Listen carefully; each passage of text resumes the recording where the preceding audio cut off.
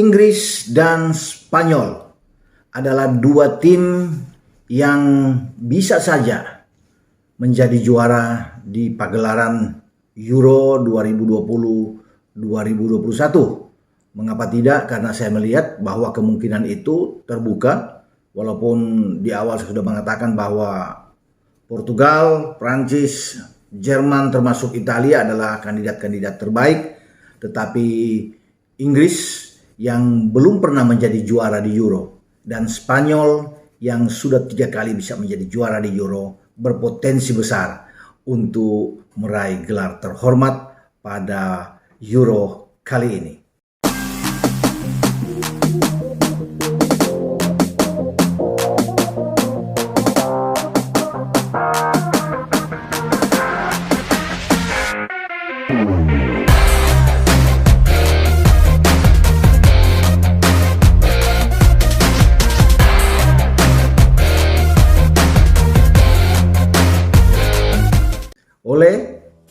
Dengan Ropan kita akan berbicara sekaligus dengan dua tim ya. Saya karena waktu semakin dekat dalam Euro, jadi ada dua tim yang saya kembali untuk bisa dibahas, yaitu Three Lions Inggris dan Sang Matador Spanyol. Saya akan mulai dengan Inggris. Inggris ini adalah tim yang berada di grup D. Jadi bersama dengan Kroasia, juga dengan tetangga mereka Scotland dan Republik Ceko ya. Melihat dari struktur atau bagan yang ada di grup ini, jelas semua juga bisa berpendapat ya. Bagi Anda penggemar Inggris juga bisa melihat bahwa kemungkinan Inggris lolos itu sangat besar ya. Ya, walaupun banyak yang mengatakan bahwa bisa terjadi juga sesuatu ya, termasuk bagaimana Inggris tidak bisa lolos, tapi saya bilang itu persentase sangat kecil. Karena di grup ini saya menjagokan Inggris untuk meraih hasil maksimal, di mana pasukan Gareth Southgate ini berpotensi sekali ya untuk bisa menjadi juara grup. Bahkan saya tidak melihat kemungkinan itu, di mana mereka ada di peringkat ketiga terbaik. Saya pikir ini akan jauh buat Inggris. Kalaupun terpeleset, mereka hanya ada di peringkat kedua atau runner up, tapi juara saya pikir sangat besar ya. 90% persentase mereka juara di grup D ini besar sekali ya. Dan Kroasia mungkin ada di peringkat kedua.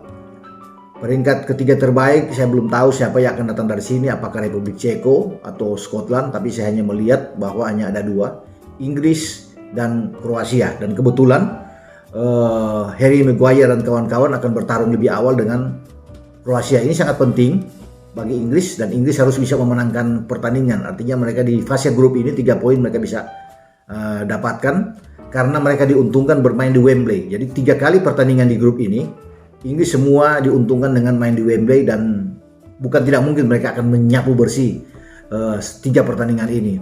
Bahkan ketika mereka lolos juga ke babak 16 besar ya, mereka juga akan diuntungkan dengan bermain di Wembley.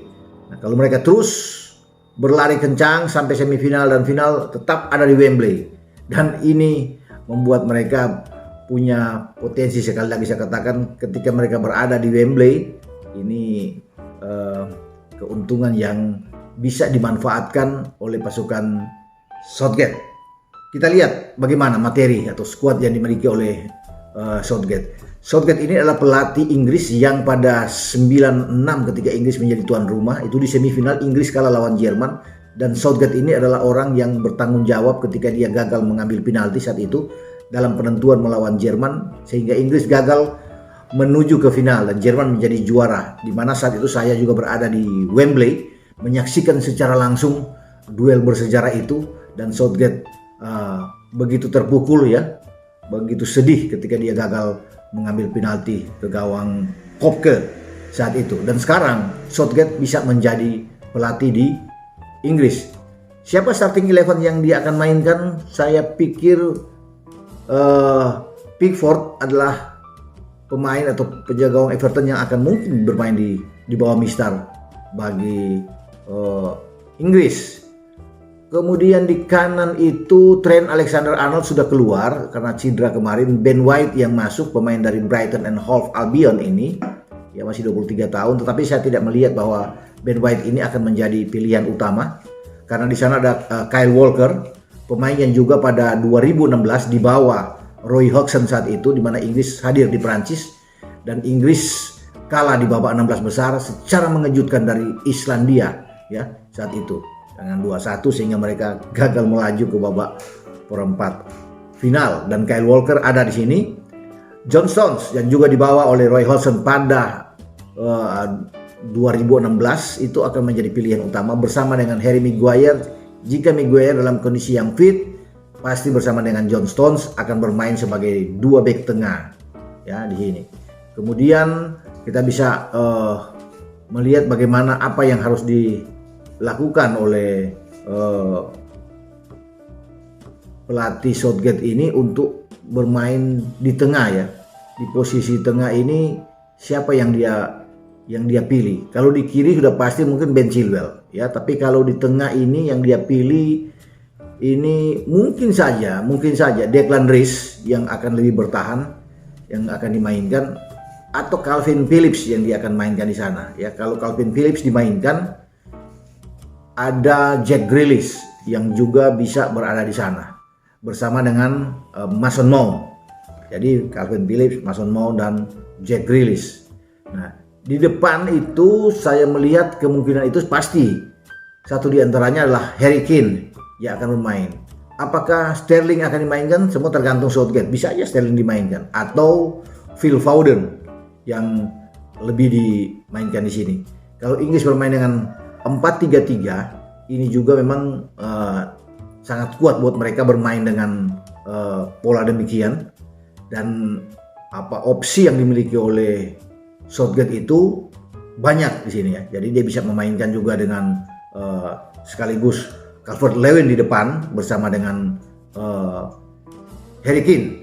Jadi banyak yang harus dia lakukan. Apakah dia harus memakai 4 gelandang atau dengan cukup 3 gelandang, ada 3 pemain di depan, Sterling, kemudian Foden dia akan mainkan di sana bersama dengan Harry Kane. Di tengah bisa ada Jack Grealish dia mainkan, Mason Mount dan Calvin Phillips, atau bahkan dengan Declan Rice. Ya, semua tergantung dari Southgate. Tapi ini mereka memiliki pemain-pemain muda berbakat yang bisa menjanjikan di Euro. Ya, jadi kalau Inggris bisa lolos, dan saya pikir pasti lolos, tinggal bagaimana berhitung mereka harus sampai ke semifinal. Kalau mereka ingin menjadi juara, mereka harus bisa menembus babak semifinal. Oke, itu dari Inggris. Dan kemudian bagaimana dengan tim matador Spanyol? Spanyol juara 3 kali sama seperti Jerman. Jadi dia sudah 3 kali juara dan mereka pernah back to back di 2008-2012. Jadi pasukan Luis Enrique ini memiliki kesempatan besar untuk bisa menjadi juara. Pemain-pemain muda yang berbakat buat mereka. Tidak ada pemain Real Madrid di sana ya, tetapi mereka punya daya juang yang sangat kuat, yang sangat kuat buat mereka. Di depan tetap bersama ada Alvaro Morata yang pasti akan ditaruh di depan, walaupun mereka punya pemain Sociedad Oyarzabal, Mikel, tetapi saya pikir satu tempat akan dimiliki oleh seorang Morata. Morata akan bisa dimainkan di depan, bahkan 2 striker sekaligus akan dimainkan dengan striker Villarreal yang menjadi juara di Liga Eropa kemarin. Bagaimana striker Villarreal ini itu Gerard Moreno yang bisa dimainkan dengan 2 striker sekaligus oleh Enrique. Di bawah Mister kalau bicara dengan skuad mereka berada di grup sebelum saya bahas dengan skuad ini, mereka berada di grup E. Ya, grup E itu ada Poland, ada Sweden, ya, ada Slovakia. Dan pasti saya yakin bahwa Spanyol akan mendapat 1 tempat. Tempat kedua akan diperebutkan antara Sweden dan Polandia. Jadi kalau ada tim yang ketiga atau tim terbaik juga akan diperebutkan oleh Sweden dan Polandia. Bukan Slovakia tidak kuat, tapi saya pikir di grup E ini hanya ada 3 tim tersebut dengan Spanyol menjadi pilihan utama bisa menjadi juara. Saya kembali ke skuad yang saya sebutkan tadi. Setelah Morata ada di depan bersama dengan Moreno mungkin, bahkan di belakang itu penjaga gawang mungkin De Gea akan tampil di sana.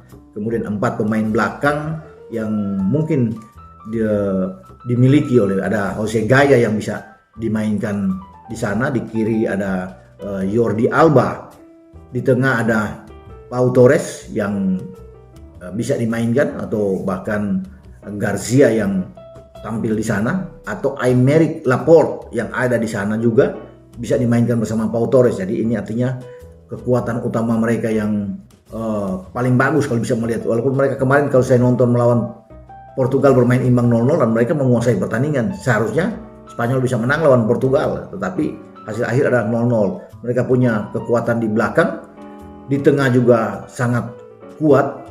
Saya pikir ya, bagaimana mereka punya Koke yang juga menjadi motor serangan, saya pikir bagi tim Spanyol, dan ini sangat kuat buat mereka untuk bisa bersaing di Euro ya. Walaupun tidak ada pemain Madrid, tetapi dengan Busquets juga yang ada di sana cukup menjanjikan tim ini. Bahkan mereka punya juga Cesar Azpilicueta ya, kapten kesebelasan Chelsea yang bisa yang membawa Chelsea juara di Liga Champions. Jadi kemungkinan itu sangat besar, dan kedalaman skuad bagi Luis Enrique itu luar biasa dengan tim ini. Saya katakan dengan banyak pemain-pemain Barcelona yang dimainkan juga di sana, ini membuktikan bahwa dia percaya dengan pemain Barca. Tetapi walaupun itu kejutan, tidak ada satupun pemain dari Real Madrid yang dibawa, termasuk Ramos ya. Padahal mereka punya Valverde, masih punya Asensio, masih punya Isco, tapi semua tidak dibawa. Tapi justru pemain-pemain di luar itu yang ditampilkan oleh Enrique, termasuk dengan Villarreal yang ada di sana, dan Barcelona yang tampil, Sociedad yang bisa dimainkan juga, pemain-pemain Sociedad yang ada di sana. Jadi kalau bisa melihat di sini, Spanyol memungkinkan, sangat memungkinkan, sama seperti Inggris saya katakan tadi, memungkinkan untuk bisa membuat kejutan di Euro di antara tim-tim yang diunggulkan. Tetapi Spanyol dan Inggris ini harus tetap diperhatikan, karena ketika mereka berada di fase knockout setelah keluar dari fase grup, mereka bisa mengalahkan tim-tim siapapun yang coba menghadang mereka di Euro kali ini. Jadi sampai di sini pembicaraan saya dengan Inggris dan Spanyol, dan terutama saya ingin melihat Inggris bisa menjadi juara ya, untuk pertama kali, karena mereka sayang ya tidak bisa menjadi juara selama ini. Piala Dunia juga baru 1 kali tahun 1966, tapi setelah itu Euro yang paling penting saat ini, dan kesempatan itu ada ketika mereka menjadi tuan rumah di final dan semifinal.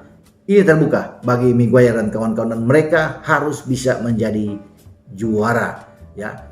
Oke, sampai kita ketemu. Jangan lupa Anda untuk tetap like dan subscribe dan share channel YouTube Bung Ropan. Sampai jumpa. Ciao.